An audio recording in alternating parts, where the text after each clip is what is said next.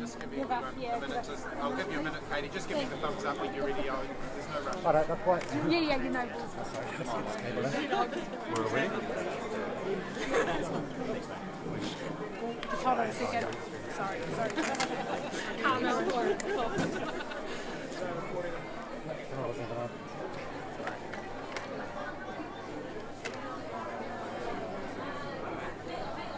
You're right, sorry. Yeah.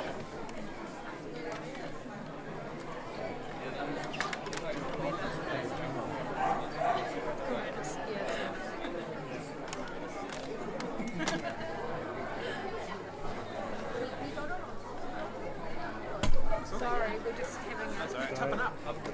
Where's your stamina? I was getting it out of the way now so we wouldn't have to do it mid-twist. You can see she's standing on the right. And I said you get very through the front master if you don't do that. That's right, you always stand on my leg. Gotta keep you on your toes. He almost looks like a Labour MP. Yeah. Wrong colour. Red next time. Not enough red, yeah. You're a rosy. Don't pick on the gingers. All right, we're ready. You're all good? Yeah, good? Okay, thanks. Daja, hello everybody, great to be here. The choice for New Zealanders at this election is now a very, very clear one. It's a choice between the Labour Party or a government led by the Labour Party that has a plan to lift children out of poverty, to invest in building new houses for New Zealanders, like new public houses, to make sure we're investing in the services New Zealanders rely on, like health and education. A Labour-led team that's committed to moving New Zealand forward, making sure wages are growing, making sure inflation is coming back down, and making sure that we're supporting New Zealanders through a real cost of living challenge at the moment. The alternative is a national-led government that wants to take New Zealand backwards.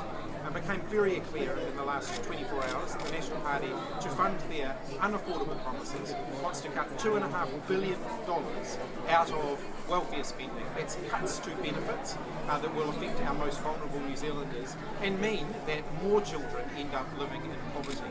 That's on top of the thousands of jobs they've already committed to cut to pay for their promises, which we know are unaffordable. And that's before they start to try and fill the holes that are in their plan, which they have not yet been able to explain. I think the choice for New Zealanders is very clear. The Labour team is picking up momentum as we head into voting starting next week. We're looking forward to the last 2 weeks of the campaign. Are you concerned about the direction that campaigns taking in the sense we've seen these attacks on a Māori Party candidate's homes? One of your candidates was slapped. Are you worried about that sort of behaviour? Yes, of course I'm concerned about that. I think everybody should conduct themselves during an election campaign with respect for democracy.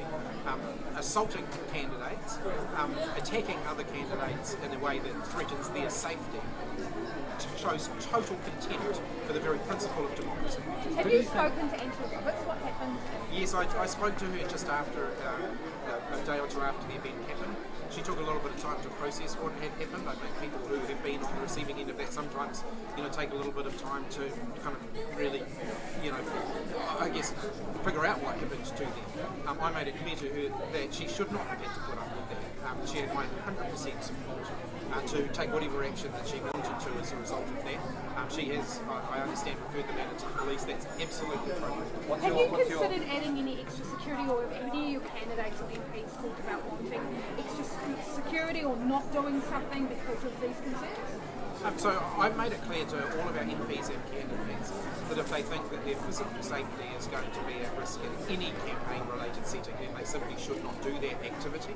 So if they believe that a meeting, a candidates meeting, for example, is not set up to be a safe one, they'll have my 100% backing to go to that. Where there are things that they want to be able to do as part of the campaign, where there could be some additional risk, we have worked with the Parliamentary Service on a cross-party basis to make sure that there's additional support available for MPs. Because it isn't just Labour MPs, there are MPs across the spectrum who are finding this election campaign, some of this activity is more escalated and elevated than it has been. Do you think Māori and women, female MPs are the ones who are grabbing the Can't quite hear you. So do you think Māori and women MPs or candidates are the ones who are facing the most? I think there has been more racism and misogyny in this election than we've seen in previous elections. and I have huge respect for women who put themselves forward for elected office and Māori who put themselves for elected office, and anyone from groups that have traditionally been discriminated against putting themselves forward in the democratic process. They have my absolute respect and support. They should not ever have to put up with the level of abuse that we've seen in some instances in this Do you campaign. think other parties bear any responsibility for this?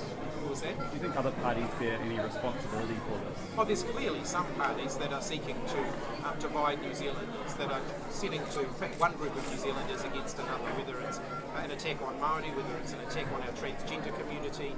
There are a number of parties out there that are deliberately trying to, persecute minorities in this campaign, and I think that's reprehensible. Would you say which parties they are?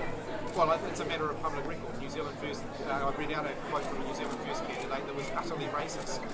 We've seen Winston Peters himself attacking New Zealand's gender diverse community.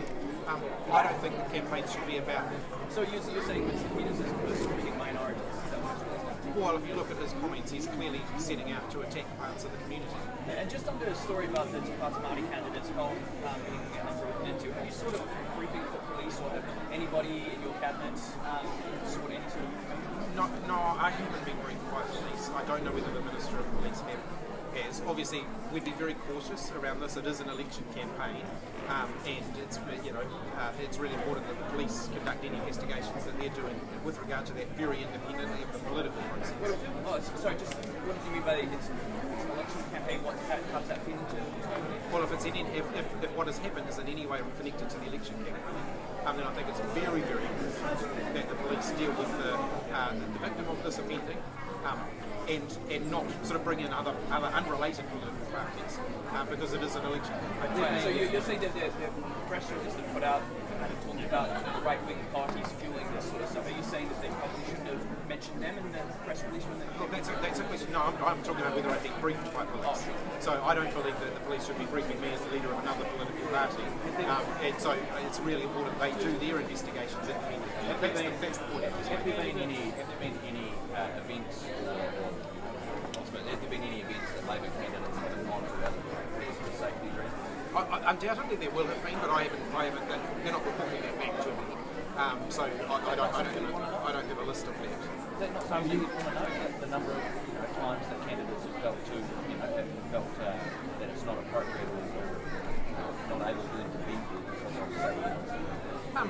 Look, you can never keep tabs on every one of those things during a campaign like this. I think it's important that MPs and candidates, whatever parties they are part of, show judgment in those matters.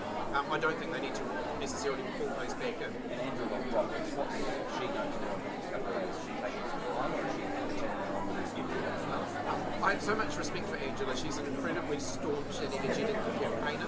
And I know that it knocked the wind out of her sails a little bit, but I know that she's bouncing back.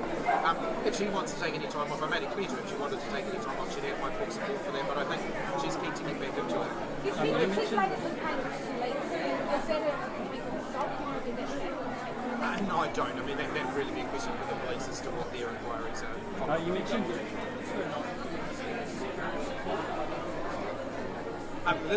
There is support through the Parliamentary Service specifically for members of Parliament. It's up to political parties what support they provide to the candidates who are not members of Parliament.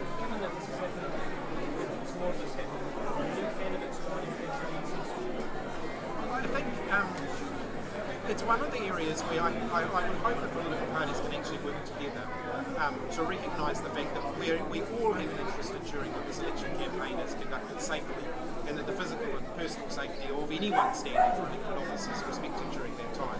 I want to acknowledge, I think, Angela Roberts herself as Barbara Kuriga's team, who did actually provide support to Angela following that event.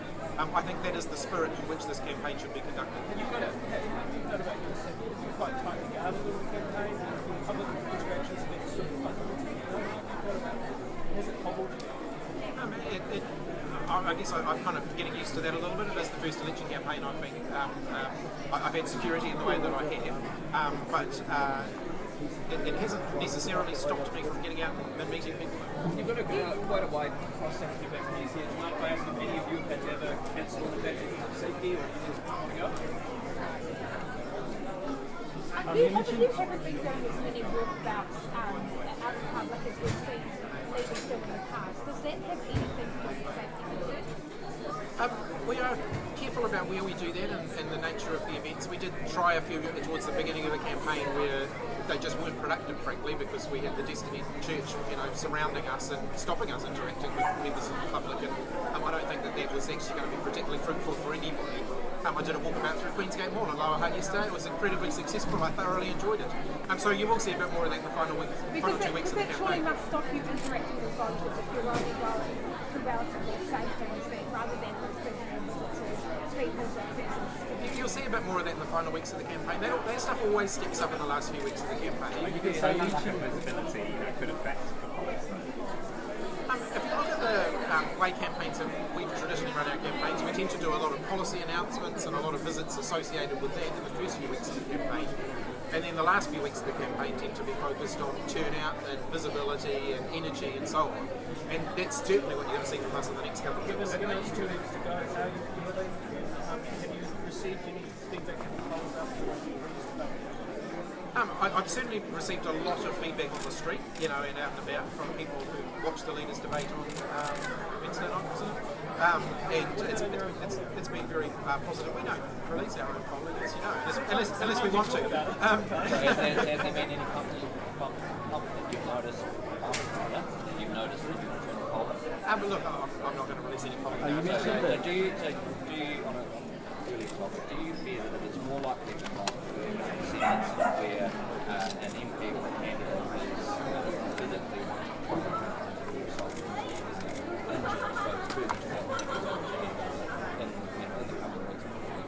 I certainly hope that this is a moment where everybody just takes a little bit of stock and thinks about how they're going to engage in this campaign. And I have no problem with people being passionate in an election campaign. People should be passionate. It is what elections are about. But there are 100 ways of expressing that without physically getting up in someone's room. So you don't think it's more likely than not that we might see something like that happen?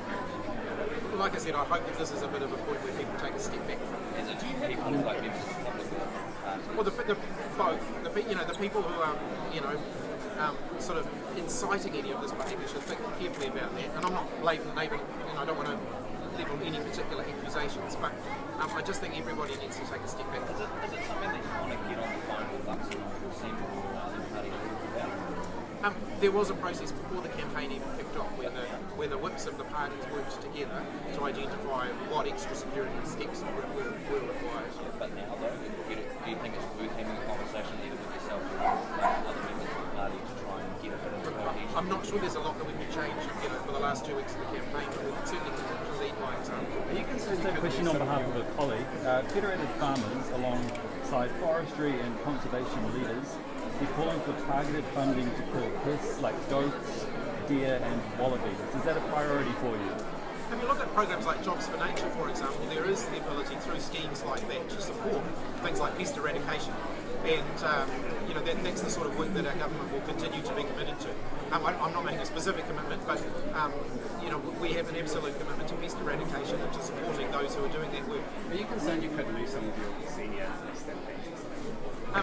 We've really picked up quite a bit of momentum in the last week, and I'm feeling very optimistic that in 2 weeks' time, when the polls close, we will do significantly better than the polls up to now. Based on current polling, if you win, say, 30 seats, you could be on course to losing some people who've been cabinet ministers. We're going to do significantly better. What do you have in the tank to achieve that? Have you released your 10 cost of living plan? We've still got a few minor things to do in terms of policy announcements, but what you're going to see from us in the next few weeks is a very energetic ground campaign to turn out the vote. We've got a huge door knocking and phoning campaign happening, and I'm confident that we're going to see a high turnout. And I think that the momentum that we picked up in the last week or so is going to translate into a different outcome to the one that many had been predicting up to. It's going to be a very close election. Yes, it has been. But I'll give you the full breakdown of the 10. What do you mean by momentum? The polls still show that you're in the mid-20s, unless there's something to your internal polling you're not telling us. Like I said, we've picked up real momentum in the last week, and I think that's going to be translated on election day. So what can we read into momentum? Are you just physically talking about your MPs are a little bit more chipper, or your polling numbers? You can draw your own conclusions. Oh, I'd like to hear you. If that's all right. No. National are planning to enact youth tax in its first first 100 days. What do you think about that? The National Party want to make it more expensive to buy electric vehicles, which makes their commitments around putting more electric chargers around the country look somewhat farcical, because they're going to make it harder for people to buy them in the first place. But that getting rid of the tax, what do you think of that idea? Well, I don't think it is a huge tax. We have a clean car discount that encourages New Zealanders to buy hybrid vehicles and to buy electric vehicles. There are, hybrid and lower emissions utes coming into the market. So I think to call it a ute tax is just wrong. The ACT Party has said that because small business owners are being hit by another public holiday with Motuniki, they want to get rid of January 2nd to make up for that. What's your response? The ACT Party clearly wants to steal summer. You mentioned minority groups earlier. Can National or New Zealand First be trusted on rainbow issues? That's an interesting question. They've had a number of different positions on rainbow issues over the years, and they can be relied on to be very inconsistent when it comes to rainbow issues. What about Labour? Do you see yourself as a party? I see Labour as the party for the diverse community that New Zealand has. Whether you're a man or a woman, whether you are gay or straight or lesbian or bisexual or transgender, whether you're Māori, Pacifica, Asian, whatever your identity, whoever you are, I believe that the Labour Party is the party that respects all New Zealanders for who they are. Has Labour done enough in that community for that community while the government? Yes, I believe that we've made a huge amount of progress, and I was very, very proud to be one of the members of Parliament who voted, for example, to ban conversion therapy. Some current Labour MPs then vote against gay marriage ideas. And some of them have changed their minds since then. Well, you can ask them yourself. Yeah. Okay, thanks everyone. Oh, yeah, that's right.